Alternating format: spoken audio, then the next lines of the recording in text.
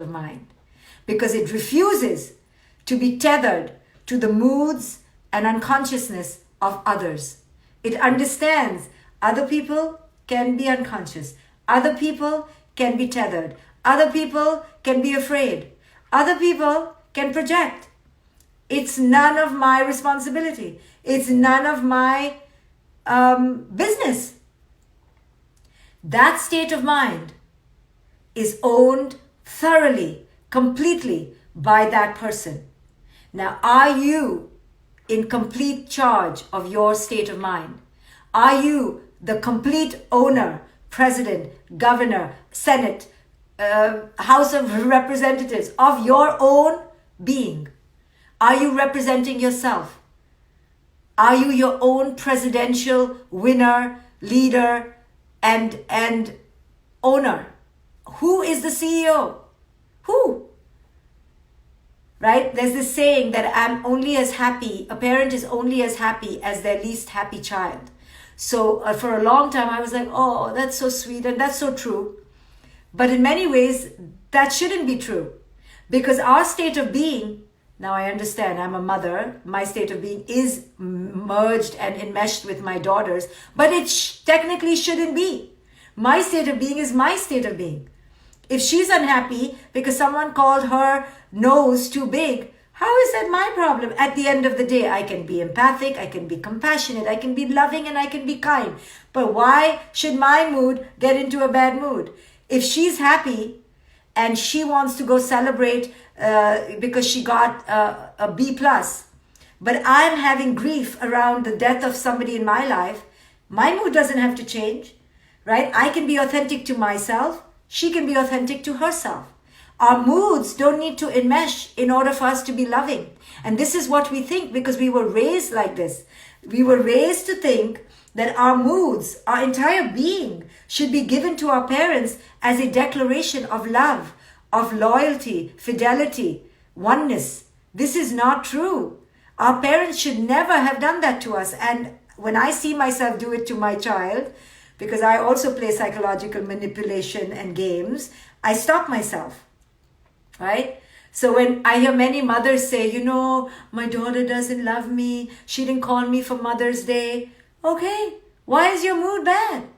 Because your daughter makes you a mother? No, you are a mother because you are a mother. Call your daughter because your daughter made you a mother, but your daughter's validation of you doesn't make you a mother. Your being makes you a mother. Now, of course, we all like to be wished. I'm not talking about that. I'm talking about severe depression and taking it very personally, right? This idea of giving our power away to others, allowing them to define your mood, because this is a sign of love, this is a sign of care, is actually a sign of a subservient state of mind. A state of mind that doesn't fully recognize its authority, its sovereignty, its power. Now, in order to take charge of your own state of mind, where you stay in your own alignment, if you're in a grieving place, you're in a grieving place. If you're in a powerful place, you're in a powerful place. Where you take charge of your own state of mind, it means complete accountability. You can't blame anyone. You can't say, you know, he was so mean to me, so I had a bad day and I was distracted all day because he messed up my head. Huh? We say it all the time. But that's not okay. We allow it. We act like that's normal. It's so dysfunctional, so unhealthy. How can somebody else get inside your head, take all your sanity, and ruin your whole day? Only if your doors are wide open and you've given power to all the vermin, all the distraction, all the wind, and all the chaos. But if your doors are shut because you're in charge, then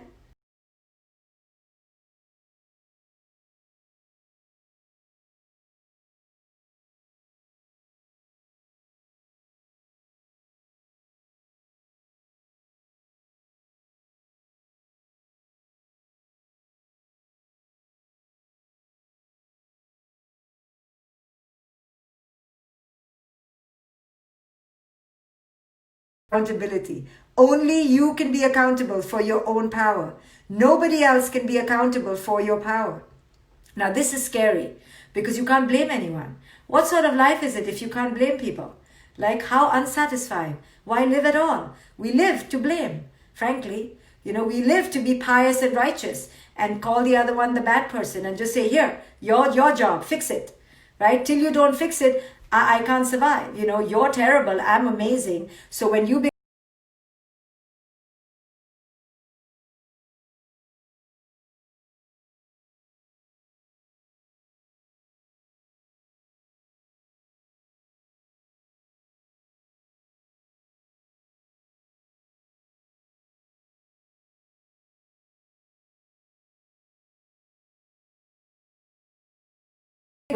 somebody to make the law, somebody to open the economy, somebody to make it all okay, right? Just like we waited for our parents. Our parents told us what to do. We just shut up.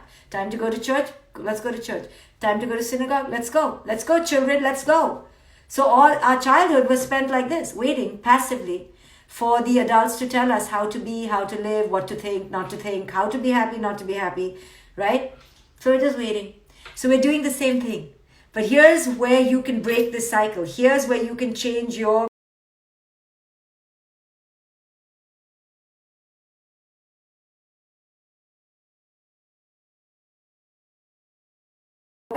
to take charge of your state of mind, to fully own your state of mind.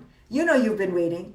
You're waiting for everyone else to be amazing, rich, happy, love you. Then you'll feel worthy, right? So you've just been waiting for this. So what do? How do we switch to understand that this is the time to disrupt this pattern? And it's time to grow up. And part of growing up is having full accountability for how it is we feel. Now, sure, there is some uncertainty with this damn virus and the current moronic governments outside of us. Sure, there's some panic because you realize there isn't a good sheriff in town. Sure, there's some panic. But the degree of the panic depends on you. The extent to which you allow your power to be relinquished depends on you. The extent to which you allow your mood to fluctuate based on the outside markets depends on you.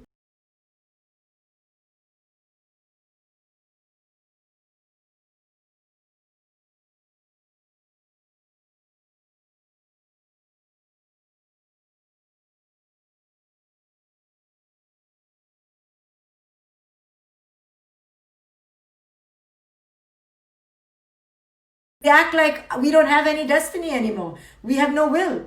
The minute you get married, that's it. Your partner's life affects you.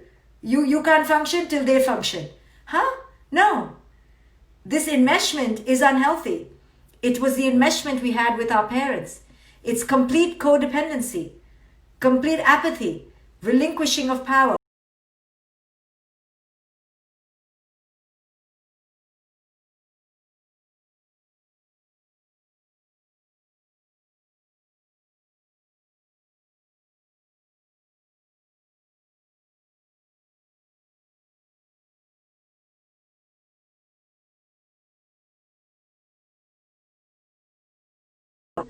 All I can do, what can I do? I'm just waiting, right?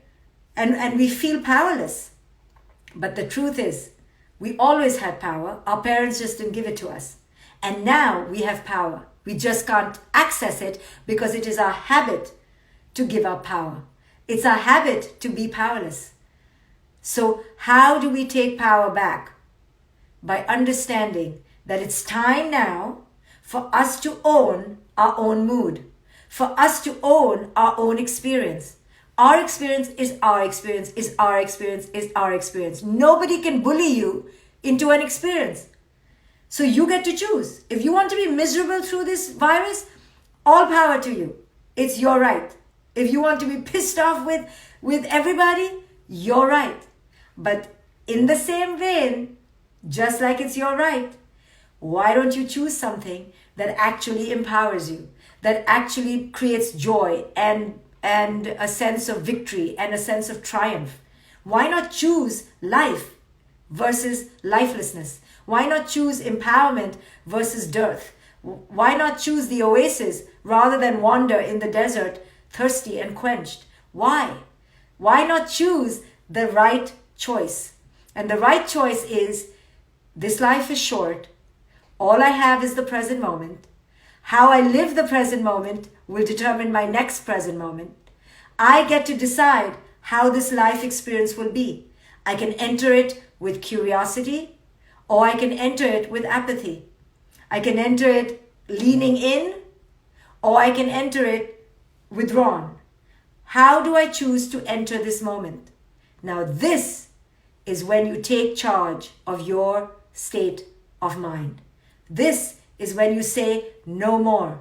From today, this moment on, I will not succumb to outside influences. They will not tell me how to feel. My child, and I say child because that's the hardest one. We think that if our child is in a bad mood, we are good parents, so we should be in a bad mood.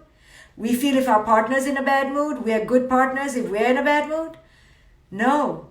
From this moment on, declare to your family, declare to the universe, to the world, that I am going to take charge of my own state of mind. I'm going to take charge of my life experience. And I'm going to try to choose power. I'm going to try to choose resilience. I'm going to try to choose discovery, adventure, empowerment, sovereignty. I'm going to try to see this as the most powerful choice I can make today. So it's your choice. We live our lives like automatons and robots, zombies, foolishly tethered and puppeteered by the hands of others, even strangers. It is time to cut those strings, even if it's your father holding the puppet, even if it's your husband or your wife, cut the strings. I know it sounds like I'm saying leave, separate, be in conflict, distance, disconnection. I am not saying any of those things.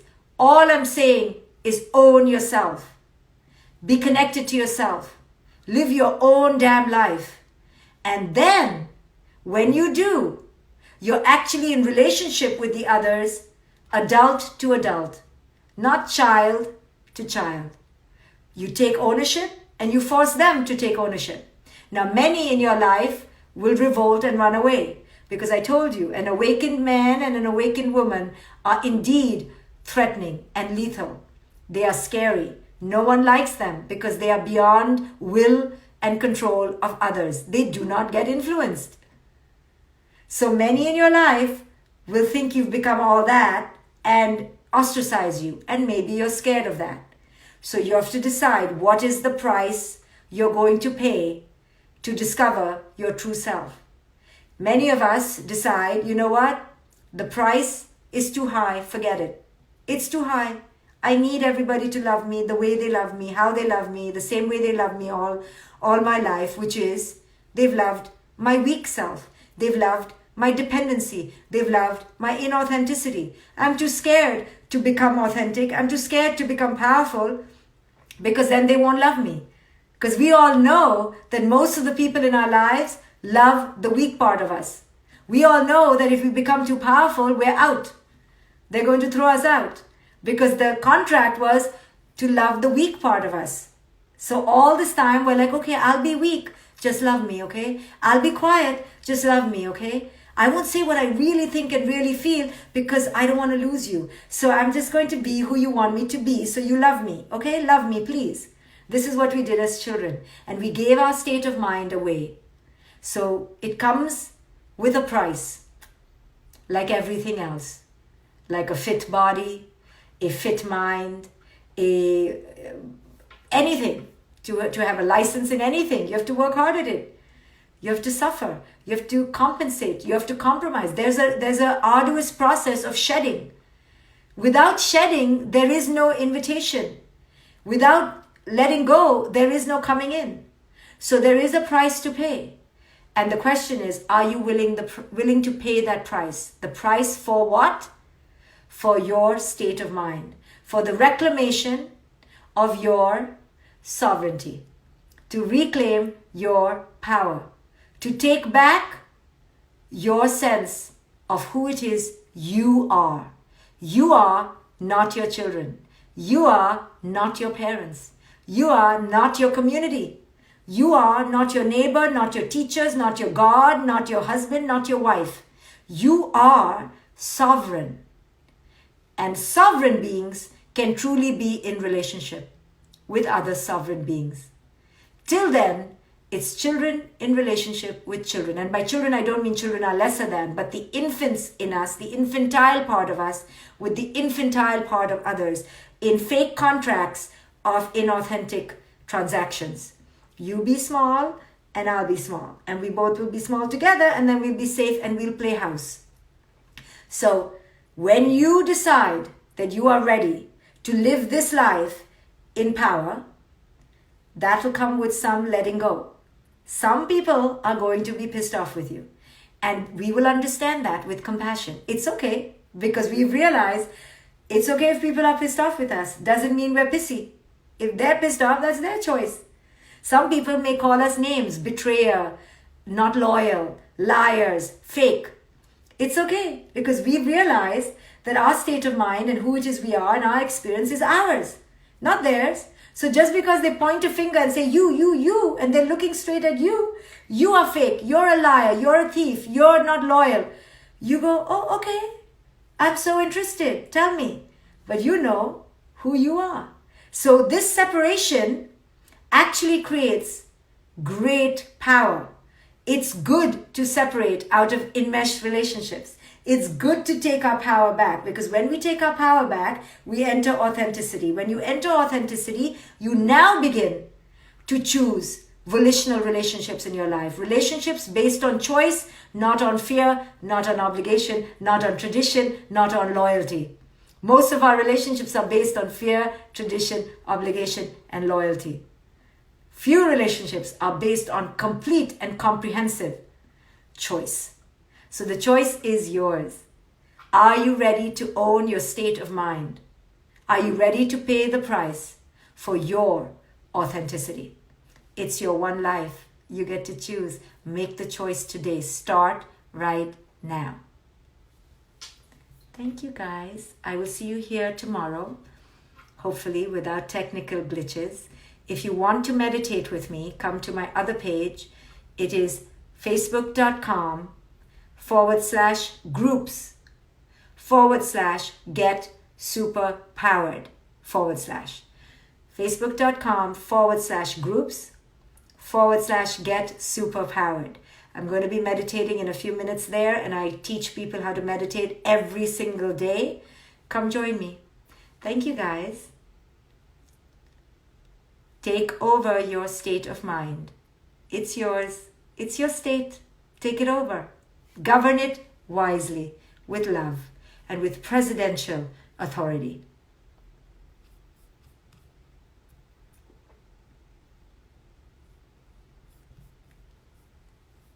Thank you, everyone on Instagram. Come and join me on the Facebook page I just mentioned. I would love to meditate with you. Bye, everyone.